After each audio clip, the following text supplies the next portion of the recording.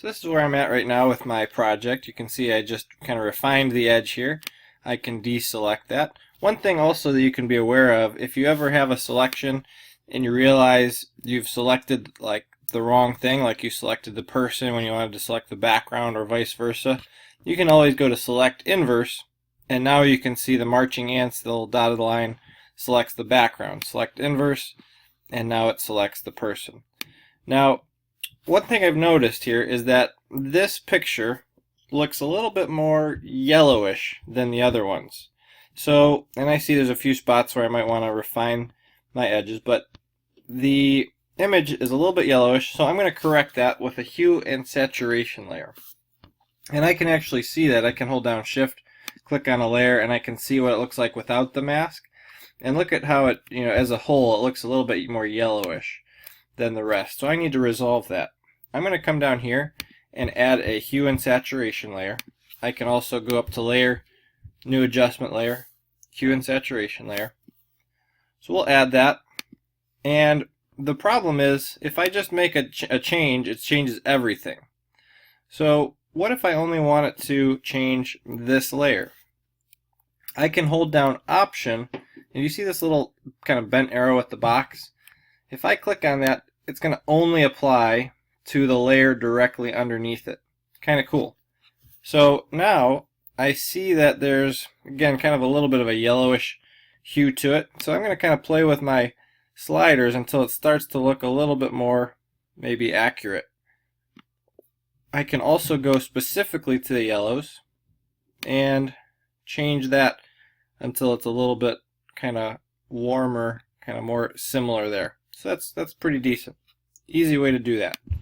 So if you're at this stage, you're probably rounding the bend to get it pretty close to being done. Make sure you always save Photoshop files, so that if you save a JPEG and you put all this work into it, and you need to make a change, like here I realized this needs fixed, I'm going to fix up the hair a little bit. If I save this only as a JPEG, I'm done.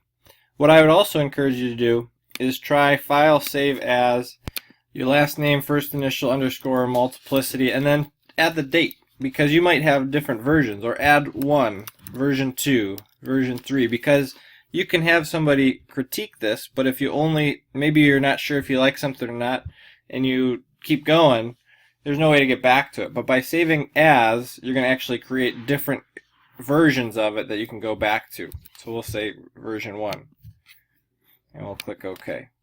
Now, I also have a few things that I can do. I don't like all this extra space over here, so I can crop it.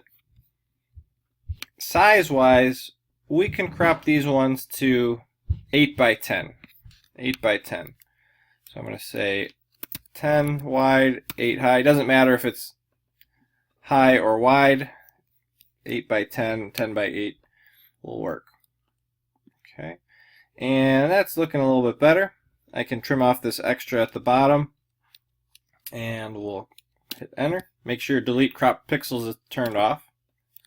Okay, there we go. Whoop, we want to get that edge there too. Don't want to have that little extra.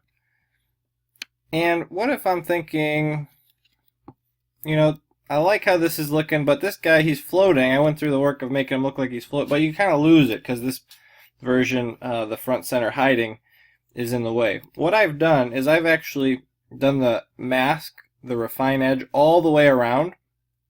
And I can now actually take this guy and move him up. And there might be some little fragments with it that we'll have to take care of. I could, if I put it right there, it kind of looks like I'm sitting on the edge of the smartboard. I don't really want that. So I can kind of play with the position. Now, if I move him over here, that's not really going to make any sense, right? But if I stay in a similar area and just wanted to make some adjustments, like here, I feel like this kind of creates a better sense of balance. I can do that.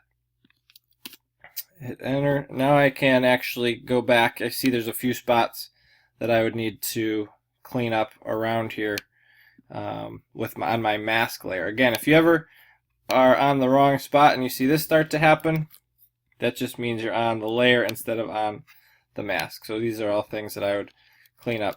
I can make the brush smaller. I can make it a little bit harder so it gives me the clean edge if I want to.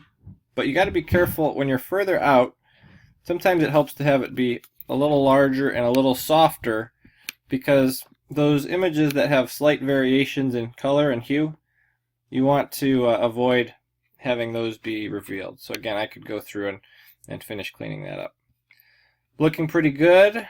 Maybe I could again still crop a little bit more off of this side. Maybe I would have a friend give me some feedback on that.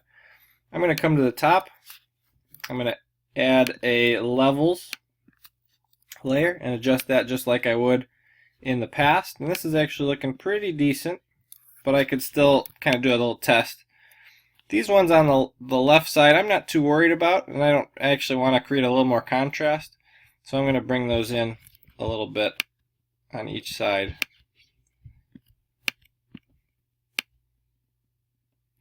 A little bit there. So there is still a little bit of room. We'll go to red. And there we go.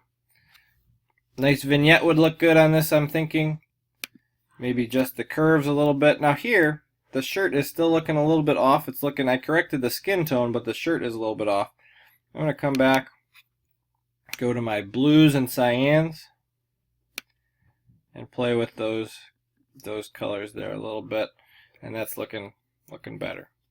Alright, if you're at this point, make sure again you save your finished version as a PSD, and then for the sake of printing, for the sake of sharing online, make sure you export it or save it as a JPEG.